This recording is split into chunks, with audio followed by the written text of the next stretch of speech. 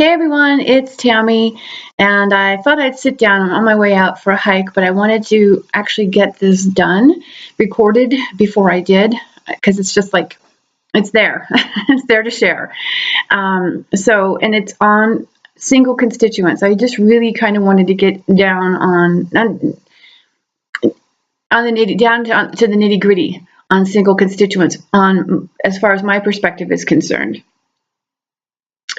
Again, this is not about right or wrong or good or bad. This is just, I want to share some information, and then that's up to everybody to make their own decision as to what's best for them. If this is your first time watching, I want to thank you for joining in. Welcome. Please subscribe, comment, connect with me on Instagram or Twitter at TammyDavis8. My Facebook business page is Synergessence. You can also check out my website, synergessence.com.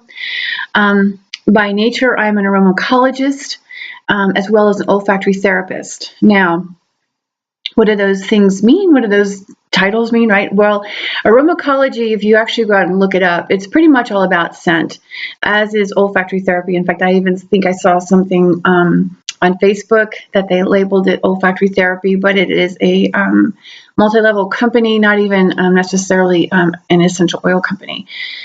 So I'm here to, I've adopted those titles. I'm actually internationally certified as a master clinical aromatherapist is my official title. I also have an education in pharmacology, as well as the science of nutrition. And what does that mean? That is the chemistry of nutrition, down to the plant, to the individual constituents, kind of like how I opened this up.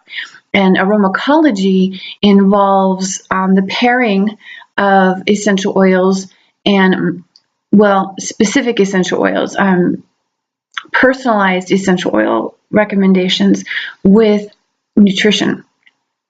Not necessarily supplements, more along the lines of nutrient-rich foods, intentional eating, so that we begin to get the most out of what we're trying to assist our body with. So that's what the aromatology is. Olfactory therapy has a lot to do with movement disorders, brain injuries, brain tumors, mental health concerns, emotional disorders, anything that gets classified along those lines.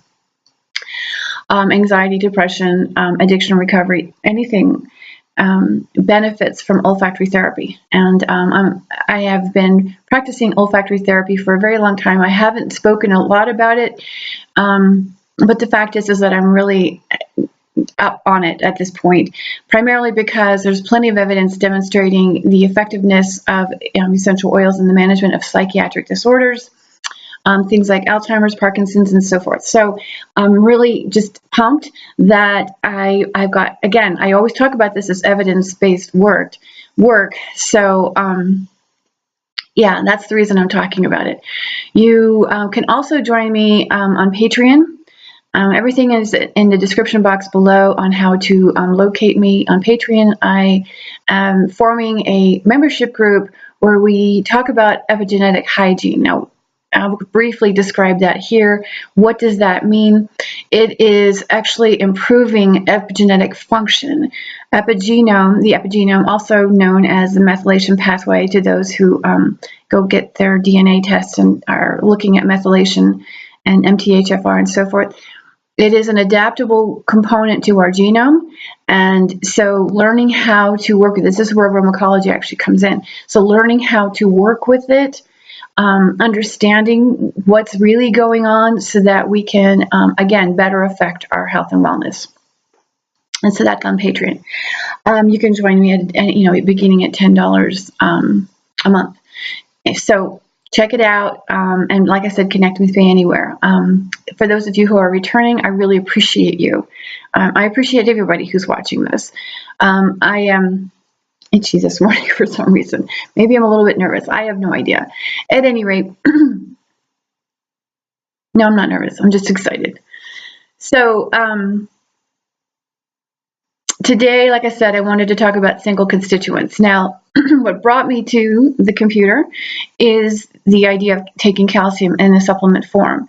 But I really wanted to talk about a couple of other things too. Just again, not to say it's good or bad or right or wrong, just to shed light on some issues and how I see plants, because and what I've discovered through countless studies that are going around the world, and notations that scientists are making about plants specifically and plant constituents. Now, a constituent is a single ingredient, a single component. To give you an example, I mean, any plant can have, it has hundreds of components to it, whether it be vitamins, minerals, phytonutrients, your sterols, your terpenoids, which is what your essential oils are. So there's a lot that goes into a single plant. So a constituent is one of those things. Calcium would be a constituent. Curcumin, however, if I said that right or wrong, oh well, you know what I mean. It's the component from turmeric, but basically we get that as a single that we get that in supplement form, but it's a single constituent. Now, like I said, what brought me to the computer is calcium. As of right now, the American Heart Association makes no bones about the fact, and that's no pun intended, that the U.S. population as a whole is chronically high. Blood serum levels are chronically high in calcium. Now, what does that mean? It means it's not being used in a balanced way. Calcium has many purposes in the body, but clearly it's not being used to the degree that that's necessary. We are being told all over the place that getting calcium into our diet is a good thing. Now, let's stop and think about that for a minute. If you are eating food, whether it's packaged, processed food, you know what I'm saying, things that come in packages, or if it's whole foods, meat, cheese, vegetables, fruit, nuts, seeds. I mean, it doesn't make any difference. If you're eating, you're getting calcium. Okay, now granted, in the processed foods or the packaged foods, a lot of times calcium and other vitamins and minerals are added back into it. But there's still calcium in there. So my thing is, if it's in our food, why do we need to take it as a supplement? I'll get back to the American Heart Association thing and high blood serum levels in a minute. But the question on the table is, if it's in our food, why do we need to take a supplement? Why isn't the body actually using the calcium that's in our food? Okay, that would be the most important question to be asking, not like somebody says, take calcium, and you're like, oh, okay. I mean, we hear, you know, calcium's good for fat loss, right? So people are taking it to try to lose weight because the parathyroid gland uses calcium to metabolize fat, right? That's kind of what we're here, you know. There was a big push a few years back regarding dairy, you know, including making sure that you include dairy into your diet because of the calcium. Well, first and foremost, pasteurized dairy products, the calcium and magnesium that's in that is basically unusable. The body can't use it because it's been over processed.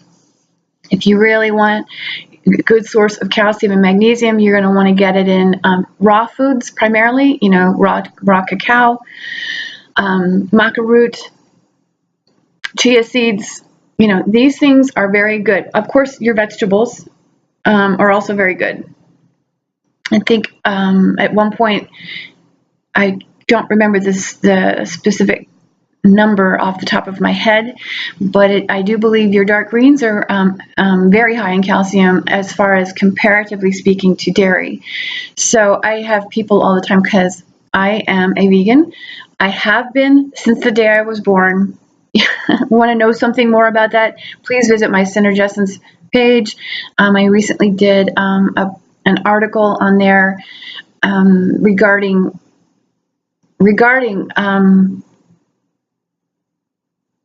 my entry into this world and my beliefs around my physical structure and So, like I said, I'm a vegan.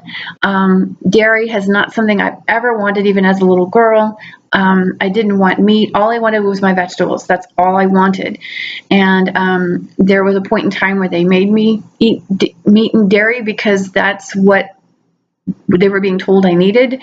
And it just destroyed me. I just never felt good. And part of the reason I feel like that is again, if you want to read that post, it might help you understand. But essentially, my body was in survival mode because my mother ate only carrots and celery sticks and saltine crackers when she was pregnant with me from 3 months on, because she was on a diet. She was placed on a diet, told that that's all she could eat, and she couldn't gain any more weight was the exact instruction.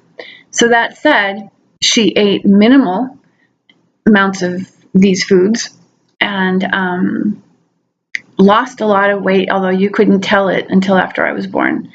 I did myself weigh 8.5 pounds, but the only reason I did is because what I've learned about the epigenome, which is that it is designed to adapt for our survival. And in this case, mine had to adapt to utilize the nutrients that were coming in, and so that I could be here. I didn't suffer, but it's impressive to see what my epigenome did, and I know this is occurring all around the place, around the world, I should say. I was born anxious. I had a lot of anxiety issues. I had IBS before I was 5, so there was some issues, but my body was in survival mode.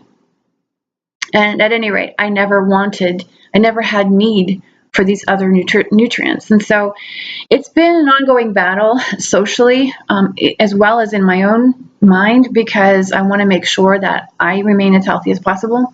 This is another reason why I've discovered all these different types of superfoods that I can acclimate into my diet that actually do align with what makes me feel good. So on that note, calcium, there are great sources of calcium that we don't have to get in supplement form.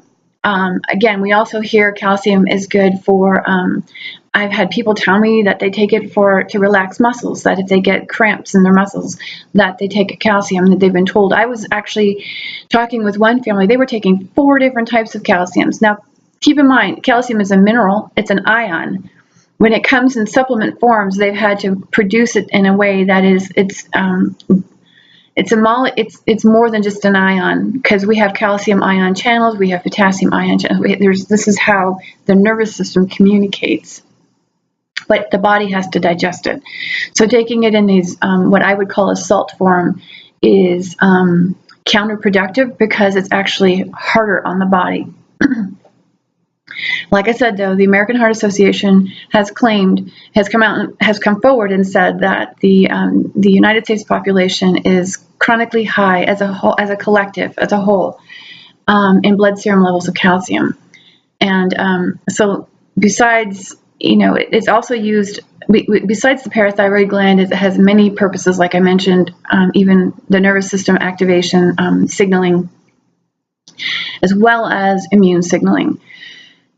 Calcium and magnesium actually compete, so to speak, for assimilation. So when we take it in supplement form, and I realize there's plenty of supplements that include magnesium, sometimes even vitamin D and zinc. The challenge with vitamin D is it's a hormone we're supposed to make.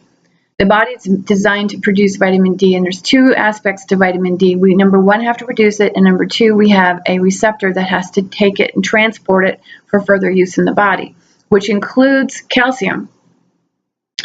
But if we're not, so this is the reason why it's included in the supplement form, but the challenge that we're facing is that every time you give the body something it's meant to produce, you're essentially sending messages, because every chemical is a message. This is how nature communicates, through chemicals. So these constituents are chemicals, and so when we provide a chemical that is, whether it's man-made or natural, doesn't make any difference. When you put the chemical in there that the body is already designed to produce, you're telling the body, it's okay, don't worry about it, I got this, you don't need to do it. And so think about it, if we're not producing vitamin D, it's a hormone. you've just now created an imbalance, a disruption to the hormonal system, because now the rest of the endocrine system has to adjust to accommodate the underproduction of vitamin D, is how I would say that. Now, the VDR, which is your vitamin D receptor, is part of the epigenome. If it has been deactivated for whatever reason, I shouldn't say for whatever reason, for survival. And survival is how your body is interpreting the environment and your mind, your moods and emotions. When the body is in survival mode, and it oftentimes does alters the activity of the VDR, vitamin D receptor. Again, this is another thing that we are seeing. I have seen hundreds of these methylation tests, and I have them all on my computer. Everybody that I have seen has had some sort of alteration to the vitamin D receptor. Again, vitamin D is something that we are epidemically low in as a culture. So vitamin D is an issue. Taking it does not increase the body's ability to use it. In fact, it does nothing for the vitamin D receptor at all. And if there's an alteration to where it cannot transport the vitamin D, you're SOL. Unless you include, this is where essential oils come in. So calcium in a supplement form paired with magnesium, the body doesn't, it's confused, and we'll get to why it's confused in a minute. The same thing like I mentioned about the curcumin earlier and other, I don't necessarily have to list out all of these supplements, but supplements contain individual ingredients or components, constituents, however you want to call it.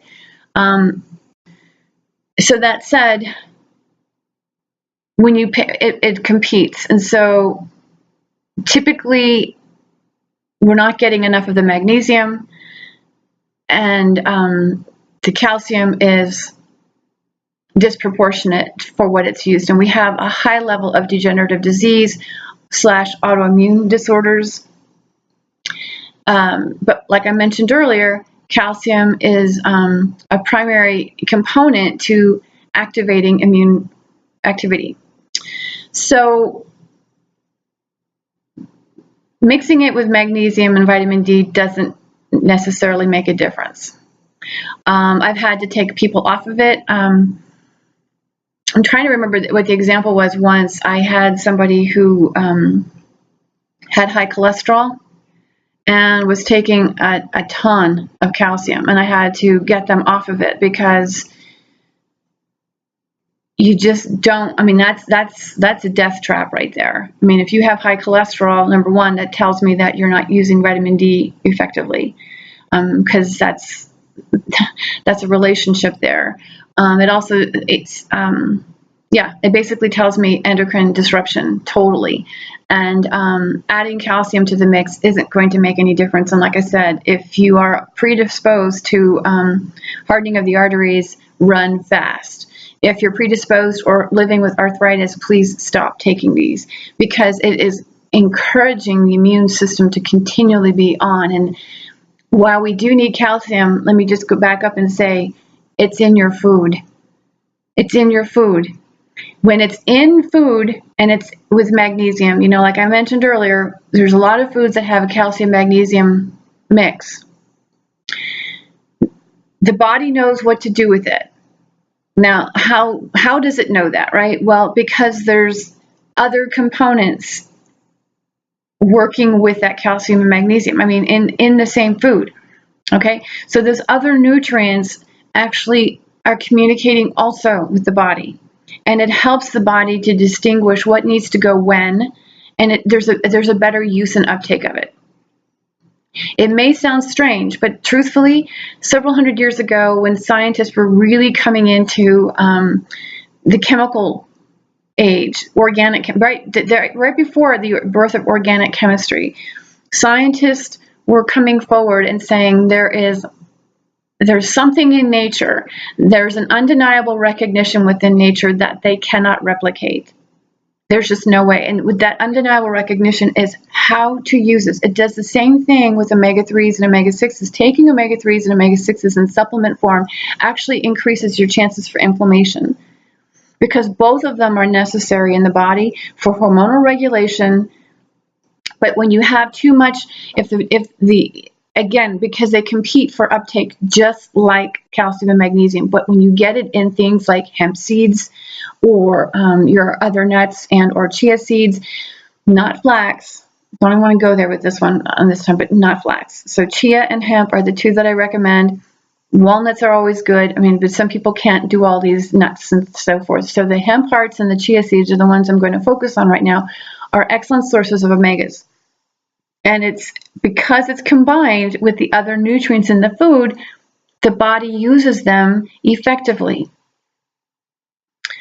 So that's the reason why you want to take them in your food. But again, we have to go back to the initial question. If the body's not getting this, if we're riddled with inflammation, and we know that the omega-3s and the omega-6s will help regulate hormones and reduce inflammation, why do we still have inflammation? This is an important question. And the answer to that question is the way, number one, your body is breaking down the macronutrients. Macronutrients are your protein, carbohydrates, and your fats. And it's not breaking down these macronutrients effectively due to being in chronic survival mode. And why is it in chronic survival mode?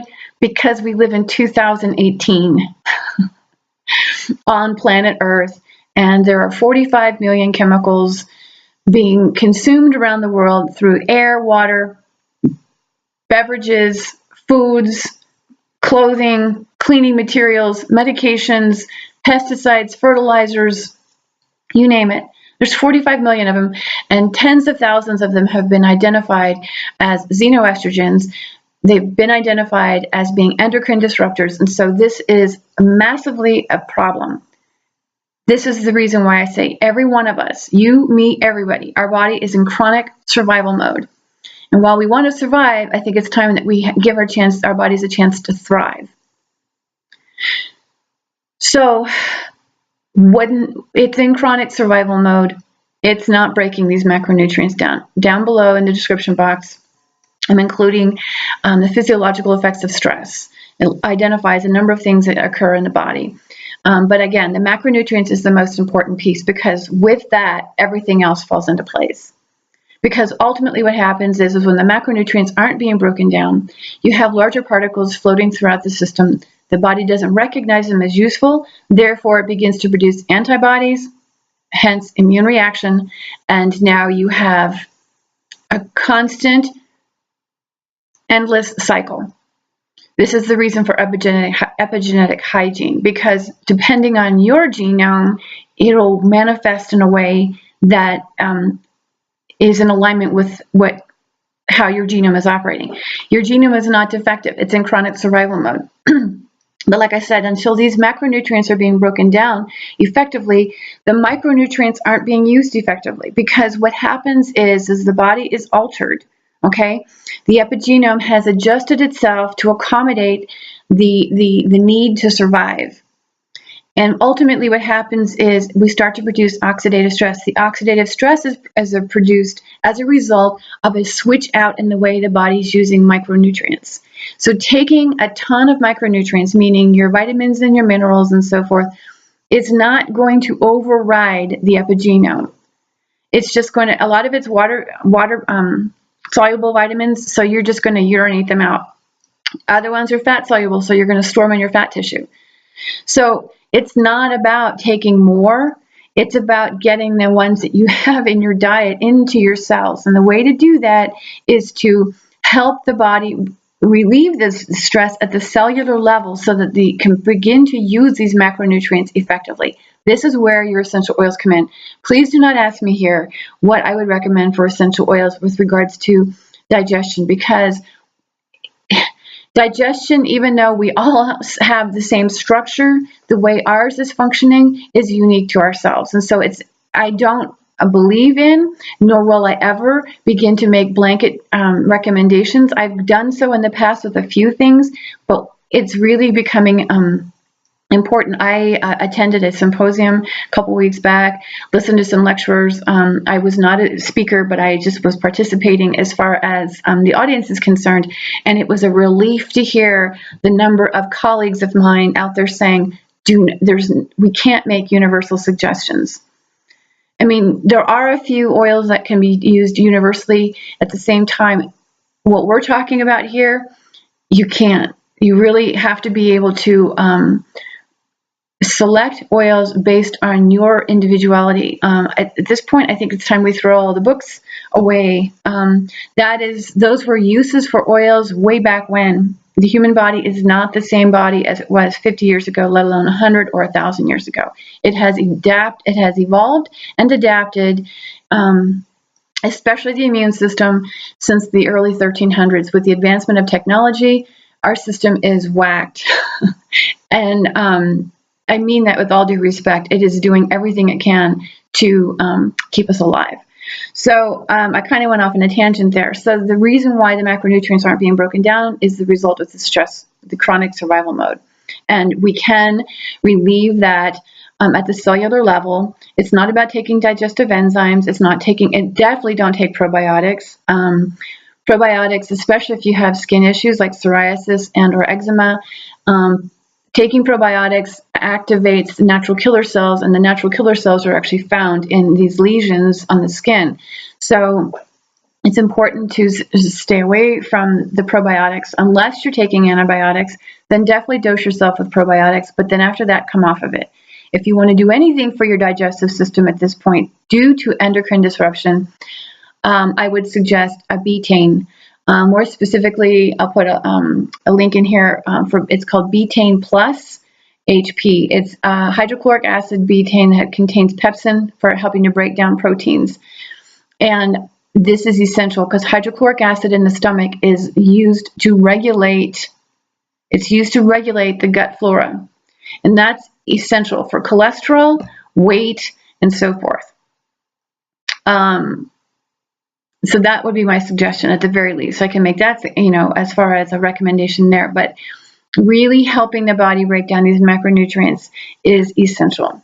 That is the reason why we're not getting the micronutrients like the omegas and the minerals and the vitamins. And that's the reason why we're needing to supplement, because the body is not using them to the degree that it can, because, again, the epigenome flipped some switches, made some adjustments, in other words, to accommodate your need to survive your circumstances and this world. And as a result, the misuse of nutrients, I say misuse, but it's the altered use of nutrients, is the reason why supplementation has become a boom. But our goal is to actually improve the way the body's using the macronutrients as we relieve the cellular stress. And again, that can be done with oils. You can also improve the digestion with oils. So please, I'm happy to consult with you. I don't necessarily have to make your oils for you, but I'm happy to at least consult with you. You can hit me up on synergessence.com and to make an appointment to talk. We can do email, which I do quite frequently.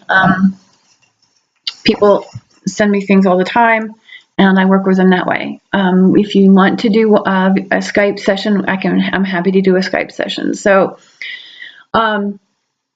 as far as the curcumin goes, again, that's a single constituent. And even they've discovered even turmeric, the health benefits of turmeric are, it's difficult for the body to assimilate it completely to the degree that we need to. The reason this comes to mind is because in this particular person's paperwork that they sent to me is listed a type of curcumin that is the label actually says bioavailable. Unfortunately, the bioavailability is due to what they claim to be a soy phosphatidylcholine. Now, this particular individual is truly dealing with an activated stress response, and as a result, their health condition is needing to be soothed, is how I want to say that, stabilized. That's the word I like to use. The fact that this is a soy-based phosphatidylcholine, I don't know if it increases the bioavailability, and I'll say why in just a moment. However, soy-based is, soy is a phytoestrogen, and estrogen is a primary signaling molecule for stimulating basically for activating the immune reaction, as well as activating the autonomic nervous system. And again, this woman is really displaying some severe symptoms that, and they're all, and she says they become amped during times of stress. So I'm going to have to tell her to stop taking that. Now, there's a lot of research. Again, I mean, I can count probably at least 12 different documents that have identified the fact that using turmeric as a whole herb and pairing it with black pepper increases bioavailability. And again, this has been conducted in labs, so this is very intriguing to see something like that on a label. But you can, and again, these are everything that I talk about. Like I said, it's all evidence-based, but this is not something you're going to go out. I mean, you might find some things on Google, but I actually pay for all of my research. So these are journals. I mean, these are, documents that are 100 pages long of thorough research that have been peer-reviewed and not necessarily public information, but I have to have it because I'm a need-to-know kind of girl. I'm willing to go that direction because, like I said, people experiencing wellness and having the information that they deserve is really what I'm here for. So that said, like I mentioned, a couple hundred years ago, scientists, before the birth of organic chemistry, were talking about the undeniable recognition throughout nature that could not be replicated. The reason we have organic chemistry, just to kind of give you a little history, is we were able to create urea in a lab from two inorganic compounds. Okay, so they combined two inorganic compounds and created urea.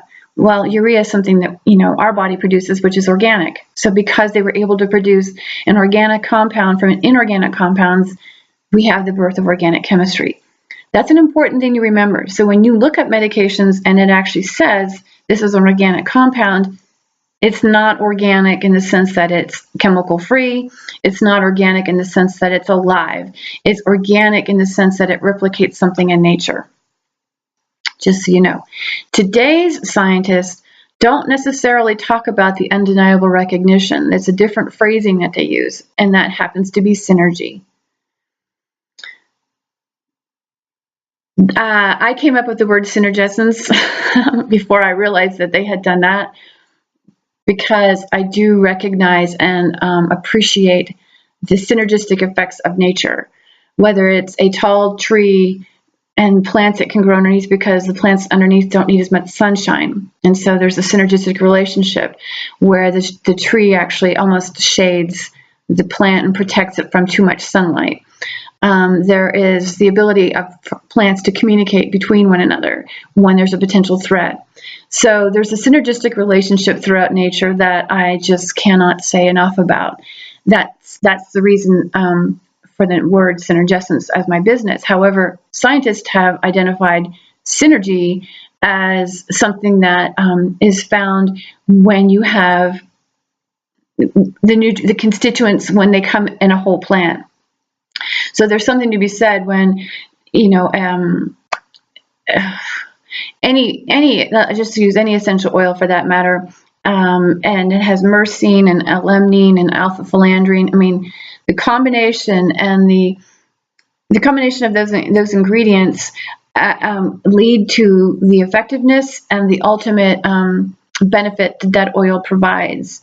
It's the collection. But what we've done is we've isolated these constituents in essential oils, and now they are patented chemicals produced in labs, and they're being used for flavors, fragrances, medications, and so forth. But there's a difference between singling out a constituent, because they can see what this constituent does on a genetic receptor. And so this is where we've been going for a long time. However, scientists are now recognizing that it's not as effective as if it's combined with other ones. So unfortunately, they're not using the full plant. Like if they're going to use alpha-philandrine, they're not going to use the plant that where they found the alpha-philandrine, which is like something like a lemmy would be an example that has alpha-philandrine in it. They're not going to use the lemmy. They're going to go and they're going to pull other, maybe myrcene over here, and they're going to pull different components from their lab and try to replicate the activity of a plant.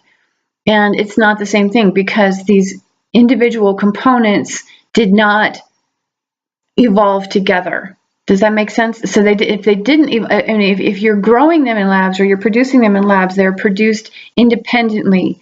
And there's something about the energy of evolving together that actually accentuates their benefit. But if you start to pull it from different, just mixing them up like you're mixing baking powder and salt and sugar, it's going to be different. It's not the same effect, because this is an organic process. And so again, they're trying to replicate an organic process from inorganic components, basically, even though they do represent or replicate organic chemicals, they are essentially inorganic. So I think that's all I have for today. I got a lot of information to share with you. Like I said, the physiological effects of stress, it's in the description box, how you can get a hold of me. And yeah, I'm happy to assist you. Like I said, if you want a consult, just let me know. I'm happy to do a consult with you. Cost of my consults aren't that much. I think if we're going to do a comprehensive, it's like maybe $80. Just so you know. And that does not include any blends, but that gives you at least a full assessment, kind of what I was doing here. And again, it's not to tell you what you're doing wrong, because basically we're all following what we've been told is good for us. So there's nothing that you've done that's wrong. It's just I'm trying to provide you with the information that can help you make a better informed decision. Okay, so anyway, I appreciate you guys watching. I'm going to go hike now. I've talked enough.